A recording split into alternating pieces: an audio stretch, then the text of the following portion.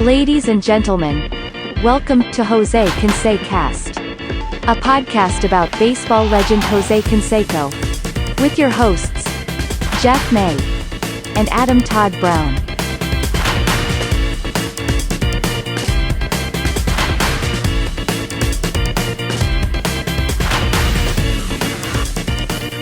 Hey, everybody. Hey. Welcome to Bienvenidos There it is. a Jose Cansecast. Cansecast, Welcome to Jose Cansecast. a podcast about Jose Canseco.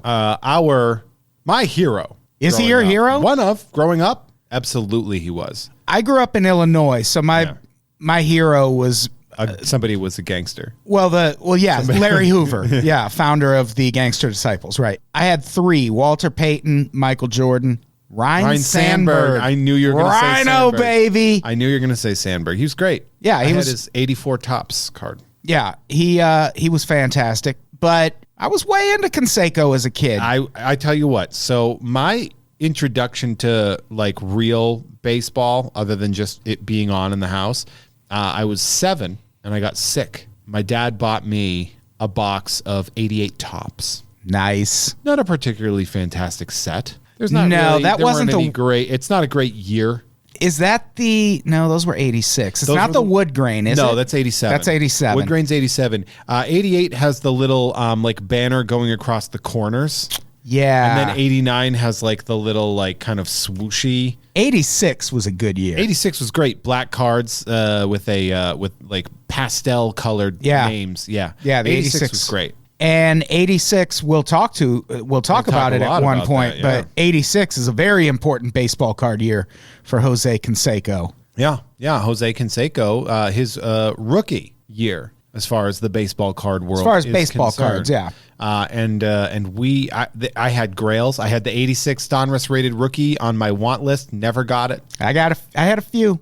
You had the 86 rated rookie? Yeah, Canseco? I was in the thick of collecting baseball cards then, because my baseball card collecting years ran from like 84 to 90. Yeah. Or 89, somewhere around there. So Jose Canseco was that rookie card was right in the thick. Literal middle of it, yeah. And my dad was so engaged in collecting baseball cards with me. Like he very much encouraged it. He took me to baseball card shows. I went to some shows with my dad. Yeah. Like I met Joe DiMaggio as a child at a baseball card show. And my dad, That's where he has gone. Yeah. When each season's cards would come out, my dad would just go to the store and buy a few boxes. Case, yeah. And we would fucking come home and open them up. Through them. I remember getting a box of 91 Fleer. That was like a thing I really wanted. Oh, yeah. It was a hideous set. Fleer was always my least favorite. They had those like painting cards though that I just loved so much. Oh, right. They were like their version of like the Dream Team or whatever. And Yeah. I just was obsessed with those cards. Yeah. And Canseco was my guy. Remember the 88 score Dream Team Canseco card? With him and McGuire? No, the Dream Team card where he was shirtless and Oh, wearing jeans. yeah. It was like 88 or 89 score. I think it was 89 actually. It's like, come on, Jose. No, man, he was a fucking Adonis. He was. Like he was I remember because I was listening to reading. I was reading/listening to a book about Barry Bonds, and his inspiration to do steroids was Jose Canseco because he saw Canseco at some charity event, and Canseco had like taken his shirt off, and Bonds was like, "Fuck, man, Yeah. what do you do?" And Jose's like, "I'll tell you what I do." I'll tell you what I do. See, the thing is he wasn't stingy with that information. He wanted to help out his competitors. Yeah. People competing against him. Well, that's how he got into it. He asked a friend. Yeah. And that friend was like, And they tell two friends. right. And they tell two friends. It's like a pyramid And scheme. so on. And so on. It's a pyramid scheme of shriveled testicles and back hair. Yeah. And angry back acne and road rage. Well, anyway, so we were looking in who to do a podcast on, Right. And that kind of came up. You were like, well, what about this? I was like, I want this. I called dibs on it. It took me less than half a second. I loved Jose Canseco. One of the last teams he played for was in my hometown in Worcester, Massachusetts. Yeah, he did play for the White Sox also at one point, but fuck Yeah. the White Sox. I'm a Cubs fan. Fuck him. Yeah, but shout out to Alex Schmidt. He's a White Sox Everybody fan. loves Alex Schmidt. Everyone loves Alex. So I'm really excited to do this. Yeah, this is if you're listening to this and haven't listened to the others, we've been doing a lot of podcasts like this lately where we'll do 6-episode seasons about one person or one band. It started with Heart Shaped Pod, which was me and Travis Clark and eventually Andy Sell talking about the band Nirvana, which there's like 30 some episodes of that because that's a long. And then we realized we should probably break these up into seasons. So then we did Limp Bizkit, Korn. Me and Carrie did Mariah Carey. I like that. And now here's me and Jeff doing Jose Canseco. Jose Canseco, probably the best musician of all. Possibly the best musician there is. Yeah. You Yeah, know this why? it's like a biography podcast. Juiced. Because he was juiced. Juiced. So yeah, we're talking about Jose Canseco. I feel like we'll be able to get through the entire story in 6 episodes. I would think so. Because it's funny because I think for a lot of times there's a lot of chronology on these types of episodes. But with Jose, I think you have to be more like categoric. Yeah, you want to. You cover his stuff. You're going to have to jump around a little. Like steroids are going to come up every episode. We can't not. We can't wait to talk about steroids because he starts using them pretty early in his career. Yeah, and all you got to do is make a promise. Yeah. I will do steroids. Dear mama, I will do steroids. Yeah, and so here we go. I like how impressive he was before steroids. Yeah. He was. Go ahead. Yeah, he got drafted straight out of high school, which that happens a lot. It does with baseball players. Yeah, they get farmed and you know, but a lot of times they go to college. Right. And the baseball draft it works kind of weird where if you go to college, then you're not eligible for a few more years or something like that. So he went straight out of high school, which we're glossing over a lot of his childhood. He was born in fucking Havana, Cuba. In Cuba, was there for like a very short time. There very briefly, and then his parents fled the Castro regime, basically. They were very capitalist. And then resettled in Cuba. Yeah, in Miami. In Miami. And Jose Canseco went to Miami Coral Park High School. And one thing that comes up in his biography is he didn't make the varsity team until his senior year. Which you hear that a lot about Jordan too, and it's like that's not that rare. Yeah, like that's what the varsity team is for, and you know players improve and learn at different paces. Yeah, he didn't reach the best until he was best. Yeah. Yep, that is 100% how that works. Right, and he was MVP of the junior varsity team his junior year, and then MVP of the varsity team his senior year. Yeah. So he graduates in '82. Right. Oh, fucking old ass. Yeah, I had just been born. I was 6. I was just born when they went to celebrate Jose. This 82 is actually my first experience with baseball cards because Burger King they did this weird thing where they had baseball cards that they put out and each one was individually wrapped in cellophane. Yeah. And the first baseball card I ever remember seeing was a Burger King Robin Yount card. Oh, and it was like 82, 83. Solid mustache. Like oh, yeah. Robin Yount had like he always looked like, I always was like, oh, is Larry Bird playing? Yeah, he looked a lot like Larry Bird. Yeah. But yeah, got drafted straight out of high school to the pros. To Oakland. By the Oakland A's. Yeah. Which is where I think most people know Jose Canseco from. He like, that's it. So he was there, drafted by the A's, and he was really good. He was good right away. Yeah.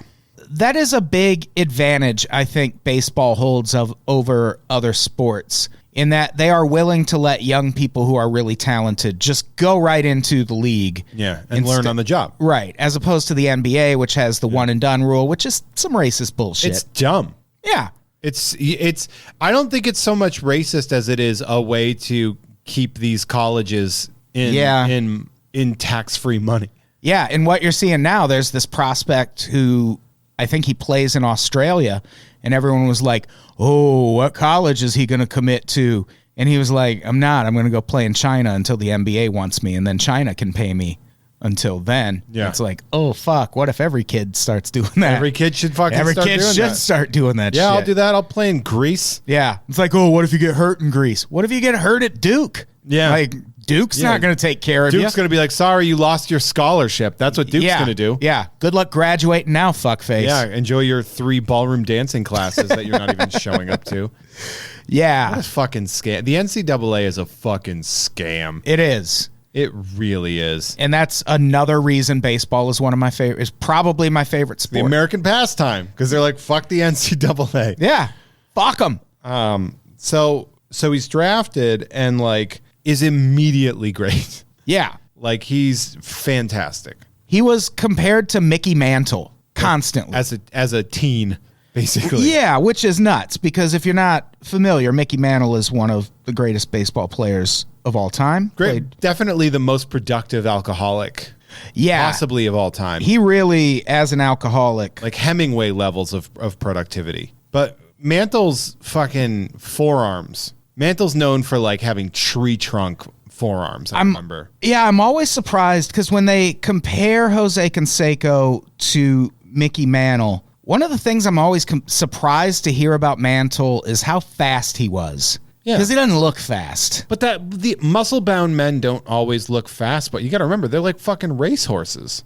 Yeah. You know, they're not, every pound on their body is designed for function. Right. So like, yeah, they're going to be fucking fast. I met Mickey Mantle as a child. Yeah, like a hospital, I think? Yeah, my mom worked at a hospital, and I forget what Mickey Mantle was in town for, but she was like... A liver transplant. Probably, yeah. But she was like, he's coming to the children's ward to hand out autographed pictures.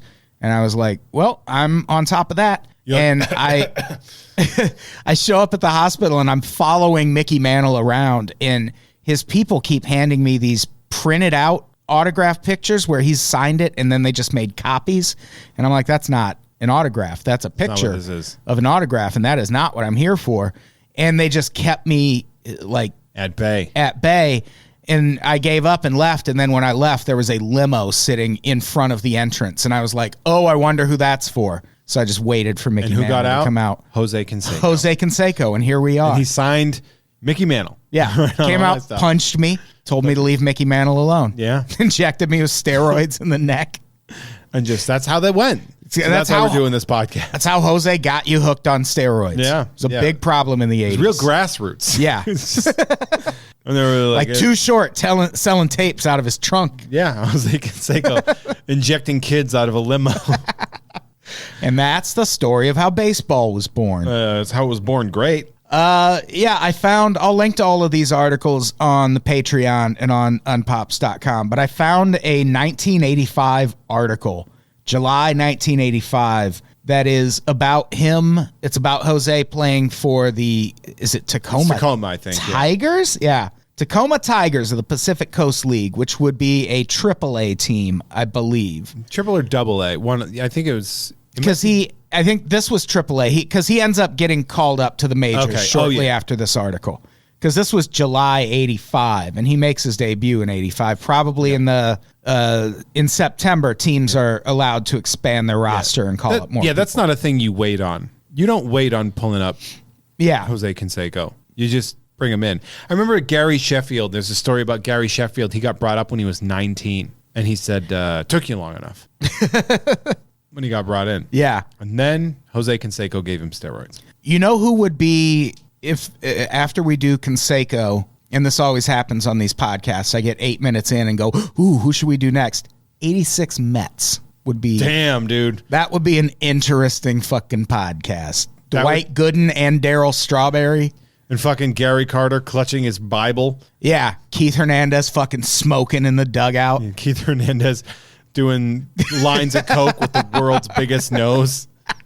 I saw a Keith Hernandez baseball card. I think it might have been 89 Topps, where it looks like he's wearing Groucho glasses. It legitimately looks exact. I thought that was like a bit. Yeah. I thought he was doing a bit. Even as a kid, I was like, that's not right. Yeah, there's a really famous picture of Keith Hernandez just smoking in the dugout. Fuck yeah, it's just quintessential. Yeah, the 86 Mets would be a crazy one. That would be. So he was batting 425. He was batting And then got 425 pulled up. in Double-A, and then gets pulled up to Triple-A and is batting 525 by the time this article comes That's out. insane, by the way. Yeah, to go to the next level and your performance improves. Like normally people need some sort of aid or benefit to make that happen. That's nuts. Yeah. Like how do you put it? To swing and hit a baseball is very difficult. Have you And ever played baseball? Yes. Yeah, it's hard. And anybody who does it 3 out of 10 times is considered a league leader. Oh, yeah. 1 out of 2 is unbelievable. Yeah. 500, like batting 500. Look, people don't even bat 400 anymore. 406 was the greatest, right? Yeah, that was the Ted best. Williams, and that was a long time ago. Yeah. The closest anyone's come since, Tony Gwynn was batting 390 something, and then there was a strike that season, and the season ended. Yikes. So, Sorry, Tony. Yeah. Racist. I was not him, but I mean, that process was racist. They were Nope. like, you can't let Ted Williams get. we got it on the Okay, record. okay. Tony Gwynn, super racist. Rest in peace, Tony Gwynn. R.I.P. San Diego's own. So yeah, this is a quote from this article. Everybody you talk to says he has Mantle's power and Mantle's speed. I've been here 26 years working with the club, and we've never had this before. That is Stan Nacarado, Tacoma's general manager. Imagine having that dude just on the way up coming through, and you're just like, oh, you're going to be like insane. Yeah. Like you're going to be out of control. I was lucky enough when I was way into baseball, like I just mentioned, when I was super collecting cards, there was also a minor league team in my town. I grew up in Peoria, Illinois, and I actually saw Jose Canseco play in, it would have been, I think, 83. Was there buzz, and that why you went, or was it a coincidence? It was a coincidence because I was just getting into baseball, and my dad was like, oh, there's a minor league team. Why don't we go to a game? And it turned out to be, at that time, Peoria's minor league team was the Peoria Suns, which was a single-A affiliate of the California Angels. And the game we went to, it was the Madison Muskies. They were playing the Madison Muskies, and that was Jose Canseco's team. Man, Jose Canseco in Madison, Wisconsin, man. Yeah. Been cleaning up. I saw so many fucking legends play when they were just little Dude, babies. minor league baseball is fucking awesome. Yeah. And the only major high-profile player who was ever an asshole to me as a kid, Greg Maddux. Craig Maddox, you say? Greg Maddux was a dick. No, that's why he never got a fastball. Didn't really need one. Yeah. He Well, was pretty fucking good. yeah, you could put it anywhere, but Yeah. also. I saw Greg Maddux, Jose Canseco, Rafael Palmeiro, Mark Grace. Yeah. Lots of steroids. Mark Grace, 88 Donruss rated rookie. Yeah. Mark Grace. I mailed a girl a Mark Grace rookie card once over summer break when we were in school because she was talking about how much she liked Mark Grace. And I was like, give me them digits. Yeah, using another dude as your wingman. Hell yeah. Little cardboard dude. Yeah. Cardboard wingman. How'd it go? Didn't work. Yeah. Bitch. Yeah. What a fucking asshole. How dare was. she not give you that phone number after you mailed her a marker? Well, she gave me her address. Was it in a rigid top loader? A what? A little plastic. Did you put it in the hard plastic? No. I just That's fucking. why, dude. Because I didn't think she was going to have those same standards as me when it came to baseball you cards. always assume she's going to have those standards, man. Yeah, Come I guess on. so. Sarah, sorry. Sorry, Sarah. On behalf of Adam Todd Brown, I'm sorry. Yeah. God damn And it. on behalf of Jose Canseco and Mark Grace, I'm very sorry, Sarah. Yeah. If you're still at that same address, I'm going to fire out another Mark Grace rookie to you. A good 25-cent purchase on the old eBay. Yeah. If you could send me 65 cents in return. Actually, More expensive, the card or the stamp? What do you now think? that I think about it, that's why I didn't send it. Because what happened is I was like, I sent the card and I didn't want to seem like, because we had talked about it and I said I was going to send this card and I didn't want to seem like desperate. Like even as a kid, I didn't want to seem like, oh, I'm just sending you a card because I like you. So I asked her to send me 35 cents back. And then after I sealed it, I was like, that's lame. I shouldn't do that. And then I just never reopened it and resent it. Oh. And then the first day of school the next year, she was like, "You never sent me that card." Here you go. Yeah, here you Still go. had it. I know, but by then it's like, I already went through all. Could have that played work. it cool, and you could have been like, "Yeah, man, sorry, I was pretty busy, but here you go." Yeah, Bam. I got You look like robbed. a cool guy. I got robbed on the way to the post I office. got robbed by Mark Grace. So you mailing my fucking cards? Yeah, You mailing my fucking cards? mail them out, kid. So yeah, he was pretty fucking great He was a fucking beast, man. immediately. But one thing worth noting, and I don't know how it lines up with him going from AA to AAA, where his batting average goes up by 100 percentage points. But around this time, he also tries steroids for the first time. Yeah, and this comes into a lot of family pain. Yeah. His mom died. Yeah, in 84, he gets a call, and it's his sister, and she's like, "You got to come home fast." And he was like, "All right." And his mom had been suffering from headaches before that. And she went into a medically induced coma, I believe. She went into a coma. By the time he got there, she was on a ventilator. Yeah, she was a vegetable. She was brain dead, and he makes her a promise because she'd never seen him play professional baseball. So she makes him this promise he makes her this promise that he is going to become the greatest baseball player. It's funny because I was listening to an interview with him where somebody recanted this story to him, and he kind of gives this is like, well, there's a bit of a tall tale aspect to that. He's like, because my mother had already gone when I made this promise. And he's like, and I also said I would become the greatest player I possibly could. And people kind of took that as being like, he said he was going to be the greatest baseball player in the whole world. Oh, yeah. And it was just like, no, I was kind of just telling my dead mom that I was going to try my hardest in a prayer. But he also, what's crazy is this version of the story also comes from Jose Canseco. Wow. It's from an interview with Oprah Winfrey. And this is going to tie into a theme that we're going to have for the next 5.5 episodes, which is which story of Jose Canseco's is correct. Right. Because there is a lot of back and forth. There is a lot of him going back, misremembering things purposefully, misremembering things accidentally. It's interesting. It is, yeah. I don't know. I'm interested to see how my opinion of him is impacted by doing research into him. Yeah. Because you're studying him now. It's like it's a science project instead of just being like, oh, it's Jose Canseco. Yeah, and there's like you go into that one way, like we did the Nirvana podcast, and we all went in just really avid Kurt Cobain fans and came out the other end going, yeah, the music's fine, but that guy was the biggest dick in the history of the world. Sure, yeah. He was a terrible fucking person. Yep. And maybe we'll find out Jose Canseco's great, and he's just... I don't think he's a bad person. Yeah. I think a lot of the cult of... I don't want to say cult of personality, but sort of the reputation that he has garnered, I think there is a bit of a mix of circumstantial evidence. Right. I think it's a bit of like, I think, because we'll talk about this later, but like he gets arrested for battery on his first wife. Oh, And yeah. he didn't hit her. Their cars hit. Oh, like, okay. Their cars bumped into each other. And Weird. that was it. And it's like, I don't necessarily think that it was like a complete accident, but like the image that I had is that he was beating his wife. Punching his wife with his massive Yeah. And he said there was tree stump arm. Yeah, right? Like, woof. Yeah. Ever hear this like Mike Tyson and Robin Givens stories and you're like, yeah? Yeah. All right. Well, I mean, I believe you, but You took a punch from Mike you Tyson? still look like that? Yeesh. Yikes. Yeah. You have a grapefruit on the side of your head. You take a punch.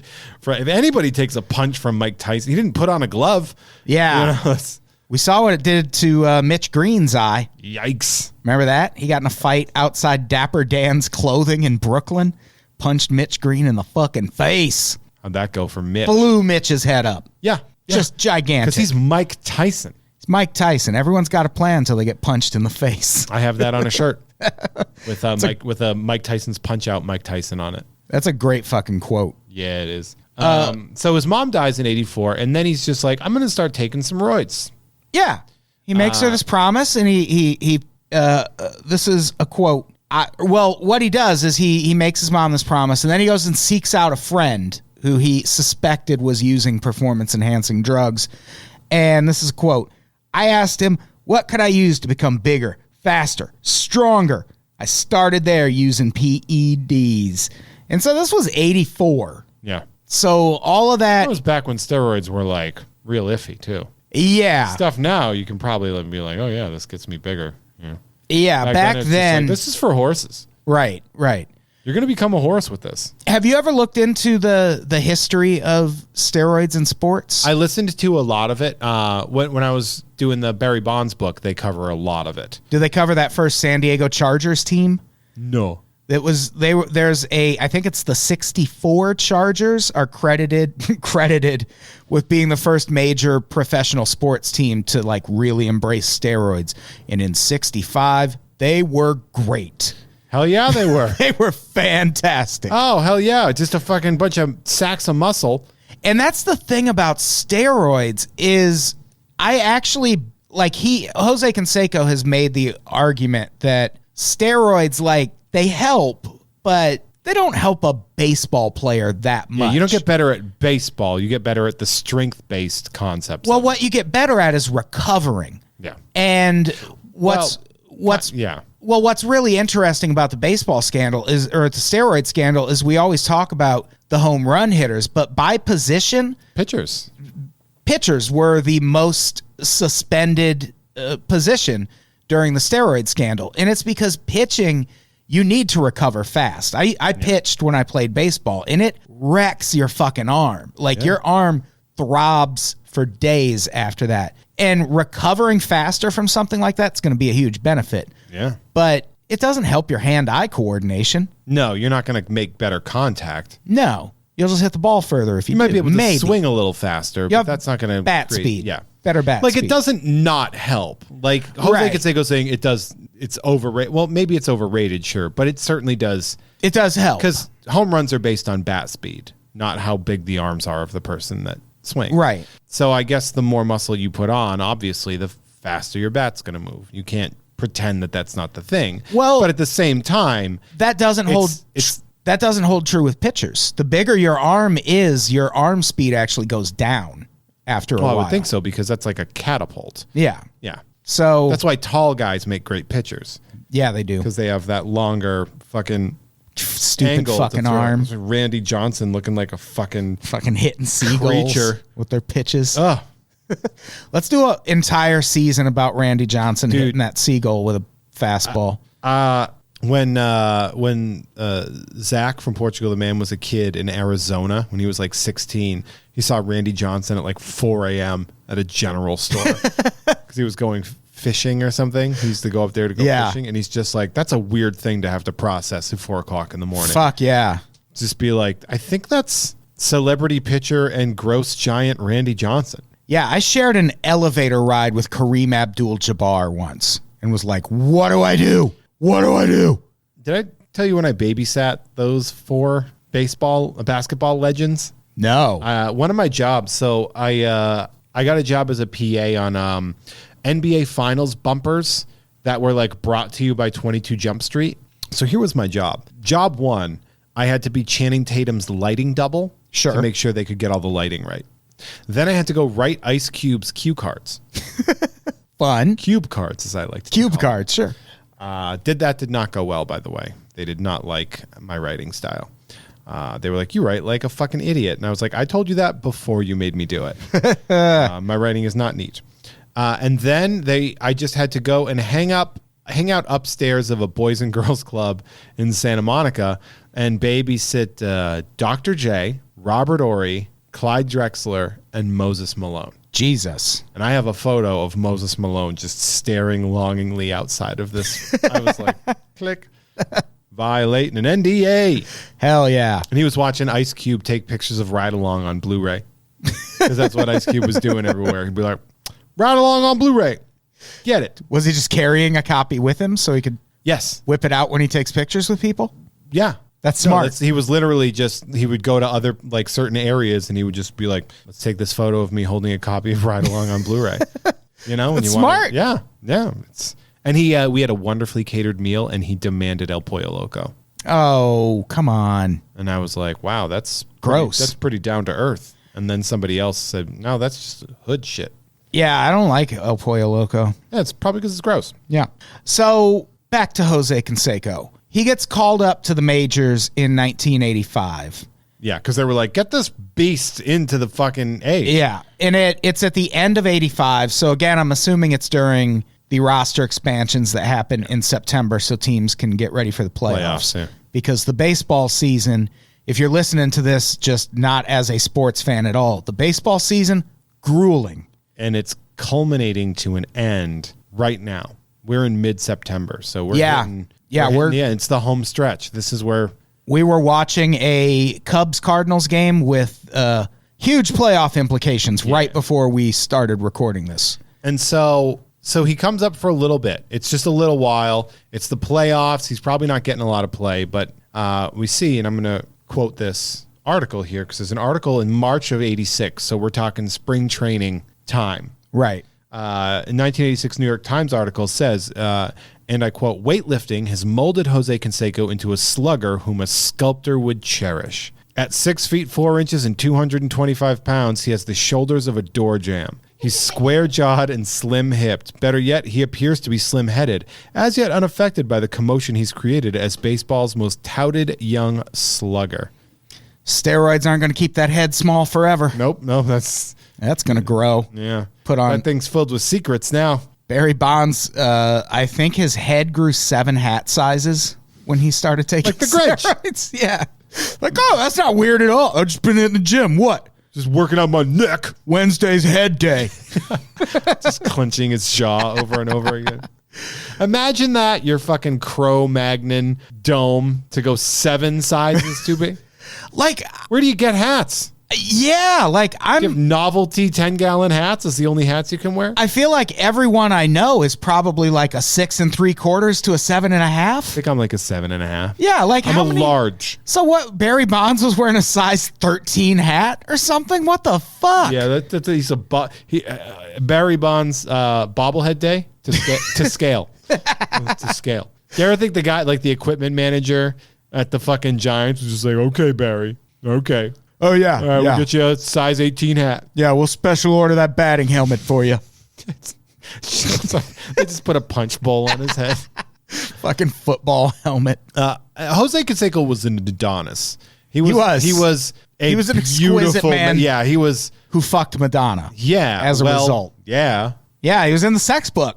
Like, why wouldn't you fuck Madonna? Yeah, I mean. In 89 or whatever? Given the choice, yeah. Like Big Daddy Kane. Prime Madonna. Yeah. Yeah, that's Justify My Love era Madonna. That's pre-Rodman Madonna. There it is. There it is, yeah. Yeah. You don't want to go to Madonna after Rodman because you can never compete. With Rodman? With Rodman. Yeah. I bet he's got a fucking sea cucumber down there. And not only that, but he's probably just like, all right, now fucking bite a piece of my skin off. It's fine. I like it. Yeah. You know? We're going to slaughter a goat after this. Yeah. You ever done that? It's fun. How do you go back to the vanilla-ass regular sex of a person? Yeah, Jose Canseco. Yeah. I bet Jose Canseco just fucked like a horse. Yeah. I feel like he probably wasn't good at it. No, but I feel like he was. He gave it a shot. I feel like he was an experience. It's like climbing a mountain. Well, yeah. I mean, who's not going to fuck Jose? Like, we're saying who's not going to fuck 89 Madonna? Who's not going to fuck 89 Jose Canseco? I'll fuck 89 Jose Canseco. Yeah, you kidding me? Just for the story. I was 7 to 8 at the time, but, you know, I'll give it a try. Yeah. I liked him. You don't know what he's into. I collected all his cards. Right. 89 score. He was card number 1 in that set. Oh, really? Yeah, he was. Nice. Took forever to get that. So, yeah, still more Mickey Mantle comparisons after. Weightlifting. Weightlifting. Weightlifting made him big. That's what sculpted him. The weightlifting? Was it just the weights, you think? Just the weights. Pure weights. And yeah, like I said, we'll link to all of these. There's another LA Times article from April 20th, stay high all day, y'all, 1986, where they ask Mickey Mantle about these comparisons to Jose Canseco. And Mickey Mantle, I shit you not, at the time was promoting a baseball instruction video. He was probably too drunk to move at that point, but marketing a baseball workout video. And in this LA Times article, he's like, yeah, I've never heard of him, but He sounds like Sounds fine. Sounds like he's pretty good. Which by that time, everyone had heard of Jose Canseco. Yeah. Like if you were just tangentially related to baseball, you knew who Jose Canseco I was. love Jose Cuervo. I don't know. You don't even know. Mickey Mantle seems like the kind of drunk that would drink 30 beers at a time. Oh, Like, yeah. That was the kind of alcohol he was pulling in. Yeah, yeah. Which I've been in that position. Like when I was drinking, oh man, I could put away an 18 pack in a night for sure. Yeah. Like if you let me get started when I'm not tired and just sit down and plow through it. And let me tell you, it's a bad way to live. It's not a good life. You do not wake up feeling good. No. And you don't go to bed feeling good either. No, it's a nightmare. And you don't have Mickey Mantle. Mickey Mantle's genetics yeah. to chase that down. You weren't hitting home runs in the 60s? No. You know, I pulled a Mantle autographed card out of a pack. Oh, really? Chase, 92, score, the franchise, Mickey Mantle. Number 1458 of 2,000 personally autographed cards. The same kid who stole my copy of Mike Tyson's Punch-Out and then sold it back to me on the premise that he stole it from someone else who stole it from me also stole my Mickey Mantle autograph cards and sold them. We should kill that guy. Oh, he died recently. Oh, yeah? I found that out on Facebook, and I was like, oh, Yeah, fucking- sucks to be you, pal. Goes- Guess those NBA dreams didn't work out. Yeah, he was fucking killed by Mickey Mantle. Yeah. Drunk driving. Joe DiMaggio killed him for me. Where have you gone, Joe DiMaggio? So, yeah, they're by the time he gets called up, people are already telling him that he is the next Mickey Mantle, which is You dangerous. don't want to hear that when you're 22 or whatever. Yeah. I'd be like, yeah, okay. There's Should a I lot fuck of Madonna now? There are a lot of players from this era who, when they first start playing, people are like, oh, they're going to be the greatest of all time. And then they just flame out so spectacularly. Sure, that Daryl happens a lot. Strawberry. Well, Daryl Strawberry flamed out in a cocaine flame. Right. Dwight Gooden, too. Dwight Gooden, I think he threw a no-hitter against the Cubs his rookie year. He was dominant. He was 19. Yeah. And then I remember after he got suspended for cocaine the first time, I was watching like ESPN or whatever, and this was, so I would have been like 8, 9 when this happened, and I remember Dwight Gooden comes back from this cocaine suspension, and there's this quote in an article where he's like, yeah, beer is my thing now. And this person on TV was like, nope, he is just going to keep doing cocaine. And he was right. He was like, nothing should be your thing right now. Yeah. Just beers. Yeah. I mean, if you're doing cocaine and you have to switch to get the equivalent of beers, that's 180 beers. It's a completely different high, too. Yeah. Like, you're not going to get a cocaine high from beer. Like, cocaine's a stimulant. Every sport should have to have cocaine. Yeah. In the beginning. There were a bunch of aggressive dudes with giant hearts running around. There were rumors that Lefty Frizzell, who was the head coach of the Maryland Terrapins men's basketball team, often would encourage players to use cocaine as like a stimulant. And I don't know if you, being from Boston, recall, but there was a player from Maryland who very famously died shortly after being drafted by the Boston Celtics. Len Bias's heart exploded. Yeah. That is the most effective anti-drug ad of my entire childhood. Well, he was supposed to be like the next Jordan. He was, yeah. Like, he was And- and that, by the way, destroyed the Celtics. It did. They gave up everything to get that draft pick, and it wrecked them for years. And yeah, I remember as a kid, my grade school had this poster that had all the different drugs, and then it had a picture next to each one that was supposed to be like what it does to you. And the picture next to PCP was a guy turning into a werewolf. So I was like, oh, well, I really want to try PCP as soon as I can. I love that because that is a great way to describe what PCP does Yeah, to you. it was great. It was a perfect example of it, but I was also like, yep, I would do that. I would 100% do PCP. But when the Len Bias thing happened, I was like, I'm never doing powder cocaine. And powder cocaine, well, I've still never done like heroin. Smoked crack though. Right. And that's the thing. Like it took me forever to try powder cocaine, and not that great. But And it's because of the Len Bias thing. Because I remember around that time, there were all these stories that were like, some people are just allergic to it and their heart explodes the first time they try it. It's like, that'll be me. So you would say that you were biased towards cocaine? What do you mean? Biased. Like, buy Like oh, Len shit! Bias, Like, Len Bias. Yeah. fuck! Yeah. That was good. I know. That was pretty good. Thank you. So he gets called up. He's a fucking stud in 85.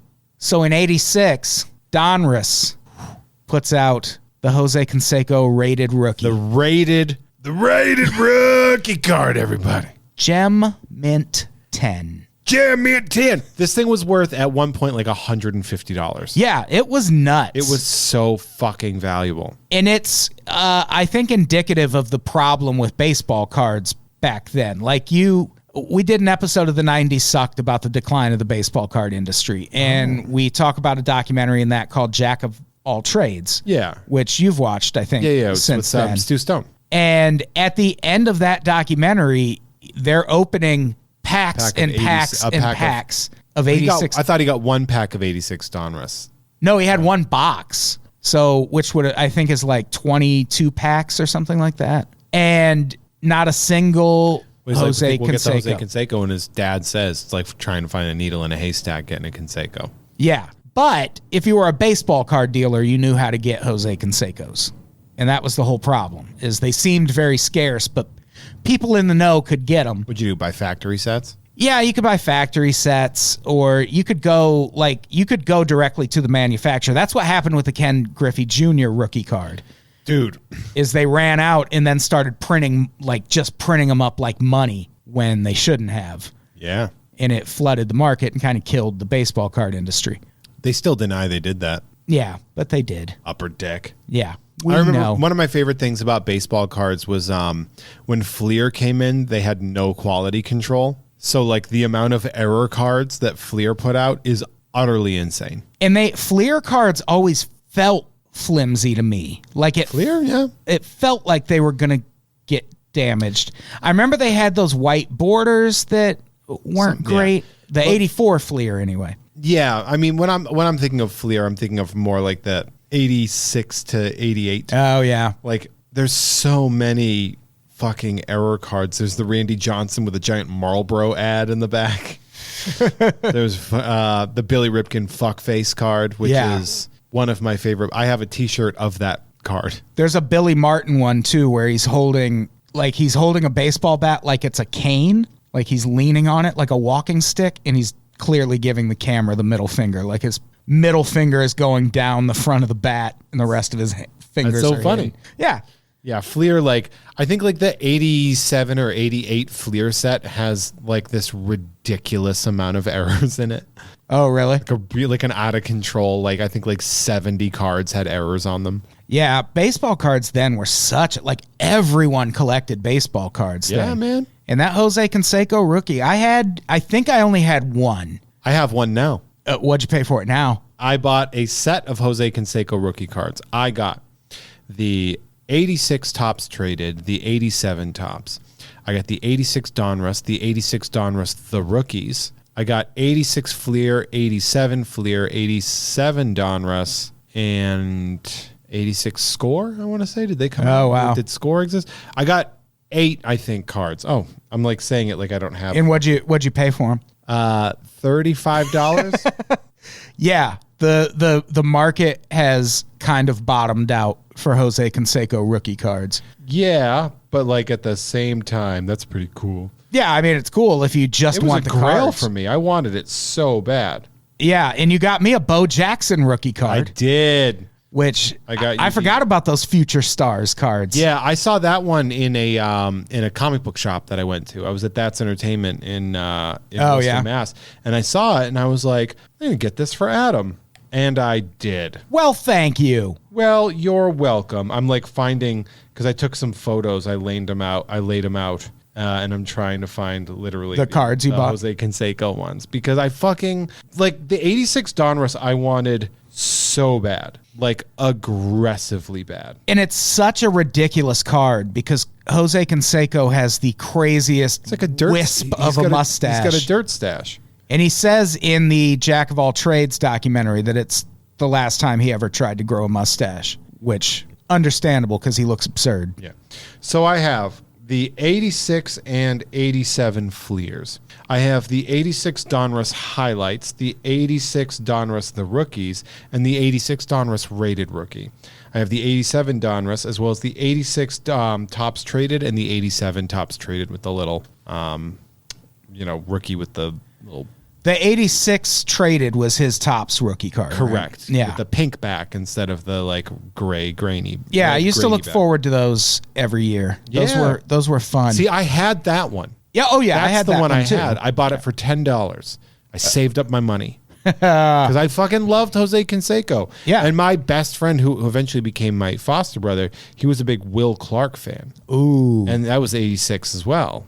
And so we used to like see whose would be more valuable. Yeah, that's the thing. Jose Canseco, after he gets called up, he wins Rookie of the Year in 86. Yep, he sure does. And that is, it seems, well, yeah, obviously Jose Canseco would win Rookie of the Year, but that was such an insane year for rookies in baseball. Yeah, I mean, when you look at who got second place, it's something. Because it's a guy I forgot about until you brought him up to me. Wally Joyner. Yeah, who was a great player. Who was fantastic and was very bitter that Jose Canseco won because he felt like he deserved MVP.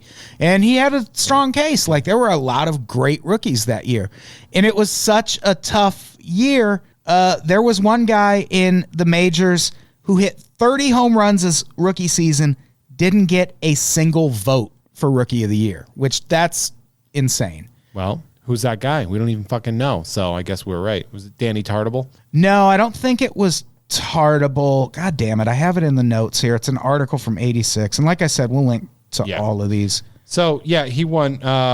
Wally Joyner had like a better average, I think. Right. And he had like, it was all very equal. Jose Canseco got it. It was Pete Incaviglia. Pete Incaviglia. Remember Pete Incaviglia? I do. I remember that entire fucking, like, all of those rookie cards, because that was one of the first years where I was into baseball cards enough where I could be like, all right, the cards are coming out. We're going to get these fucking rookies. Yeah. Pete Incaviglia. Corey Seager, I think, was another one. Was that his name? I don't know. I don't know. Because Bo Jackson had an 86 tops traded, didn't he? Corey Snyder. Yeah.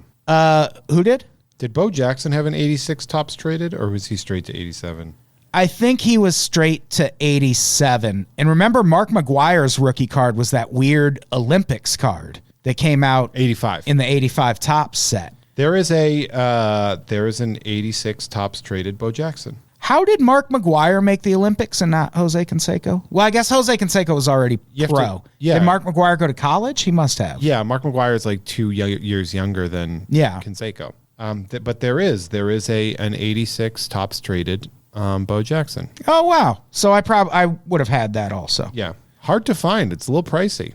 Oh yeah, yeah. There are still some cards from around that time that are worth some cash. There's some sets that are worth some money, but for the most part, not really. Yeah. So if you're listening to this and it's stirring up some nostalgia and you want to go hunt down a Jose Canseco rookie, I did, man. I was like, fuck yeah, I'm gonna get this. Yeah. Because now it's easy. They're cheap. They're everywhere. But it wasn't that way when I was a kid. I had to like try real hard. Yeah, it was. Things. That's what I liked about baseball card collecting at the time. Is it was always like you were always on. You were always fucking looking for something. And even if it was just some bullshit card to finish your set, like I remember my dad brought me home a Lester Hayes NFL card. Remember Lester they called him Lester the Molester. And before it meant children, right? He was a safety for the Oakland Raiders, and I think Los Angeles Raiders at the time. And it was the last card I needed to finish this set of football cards. And my dad brought it home, and I was like, oh shit, Lester Hayes!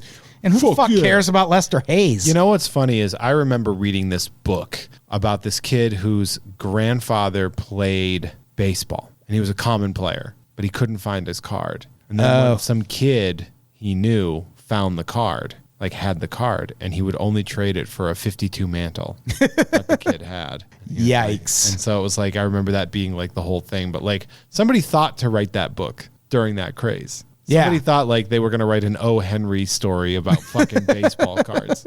So it wasn't even a true story. No, it was just some. Oh, Jesus. It was just some young adult. But I had the book. I bought the book, man. Because that's a fun story if it really happened. And the whole book is like, fuck my dad. I wish I had that Mantle card. It'd be so much better. Yeah, that 52 Mantle didn't go down in price. No, that's still worth some money. It's an $80,000 card. There's an episode of Superstore, which is arguably the best comedy on television. Right down the street. Right now, yeah, they film it. They have the whole building right there. Yeah, Cloud9 Superstore is very close to where we record this. And there's an episode, I don't remember how they come across it, but the store manager has a Mickey Mantle rookie card. And he's like, oh, baseball cards, these aren't worth anything anymore. And just fucking tosses it.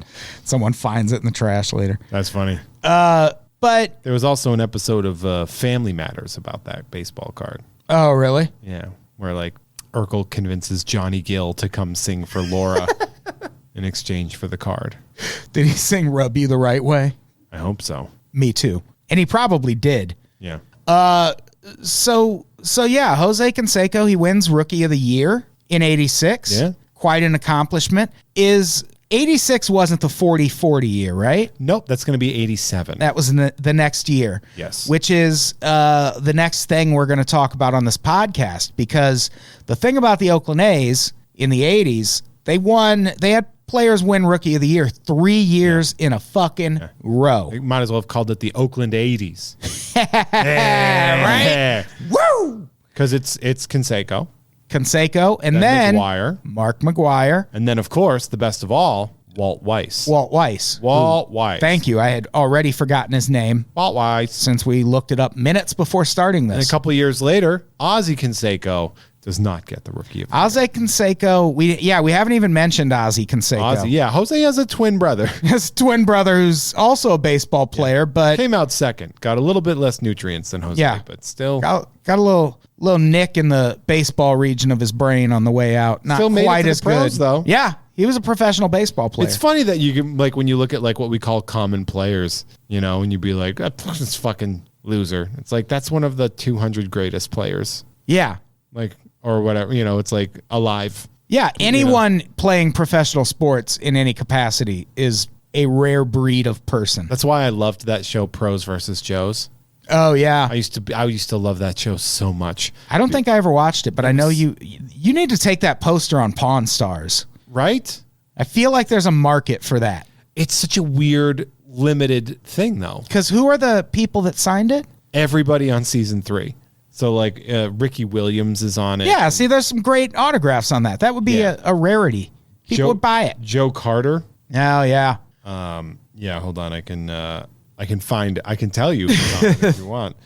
Because there Jamal Anderson, Allen Houston, Bob Sapp.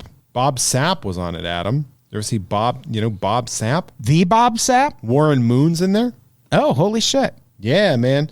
It's Kurt Angle, Ricky Williams, Rocket Ismail's in there, Warren Moon, Jesse Armstead, Paul Coffey, John Randall, Jeff George. So you could sell that. You'd think so, but I think it's such a limited market. Big market for Jeff George autographs. Yeah, people would be like, if it was just the Rocket Ismail, it was so, just that. So that's episode 1 of Jose Cansecast. Yeah. Kendall Gill. Oh, very famous depression sufferer. Arturo Gotti, Charles Oakley, Kenny Anderson, Rahib Ishmael, Joe Carter, Jesse Armstead, Derek Coleman. Oh, wow. Marty McSorley, blacklisted from hockey. Marty McSorley. Warren Moon, Nick Van Exel, Al Lader, Christian Okoye, Paul Coffey, Dan Maherly, John Randall, John Franco, Mitch Richmond, Brady Anderson, Sean Elliott, Jeff George. Okay, we get the idea. It's a pretty cool. It is. But we're doing a Jose Canseco podcast. That's our episode. That is. I'm excited. I'm excited about really diving into this. I'm excited to talk about the Bash brothers. Yeah. Because Jose Canseco's story up to this point is pretty, aside from making your mom a promise that you'll take all the steroids you can so you can hit a bunch of home runs. Aside from that part, it's pretty standard baseball experience. Been drafted at the time too. So Yeah. He He was already in the pros.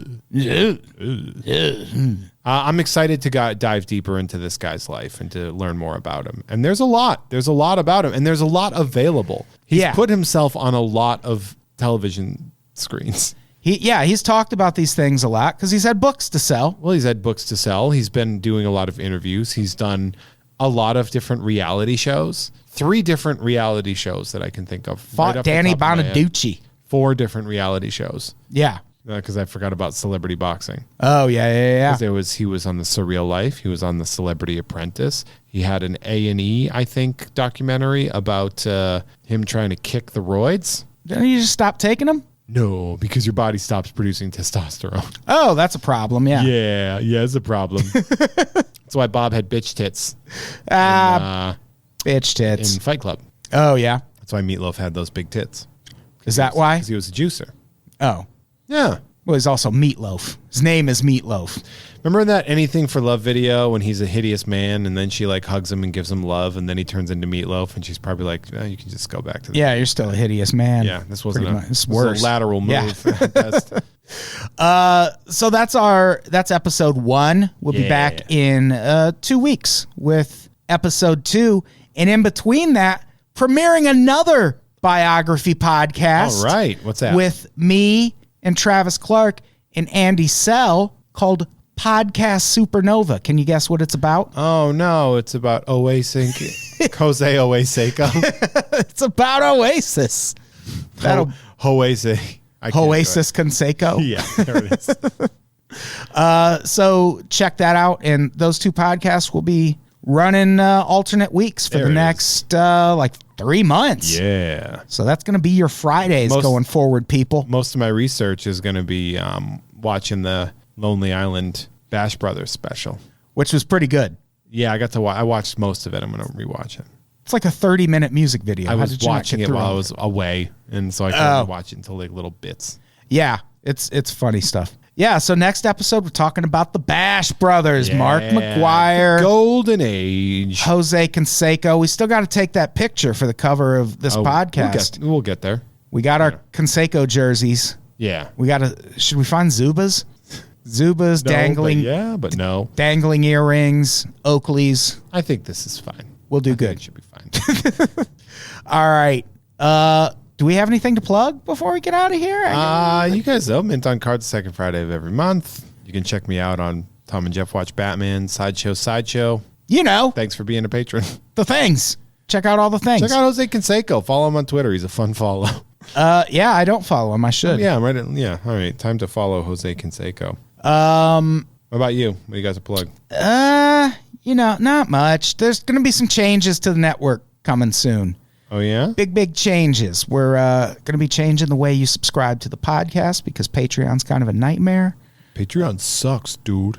So be on the lookout for that. Bolo, be on the lookout. Oh, okay. Bolo. All right, let's get the fuck out of here. Jeff, say goodbye. You get the literal Jose Canseco rookie card, everybody. Goodbye, everybody. We love you. Give me a 10.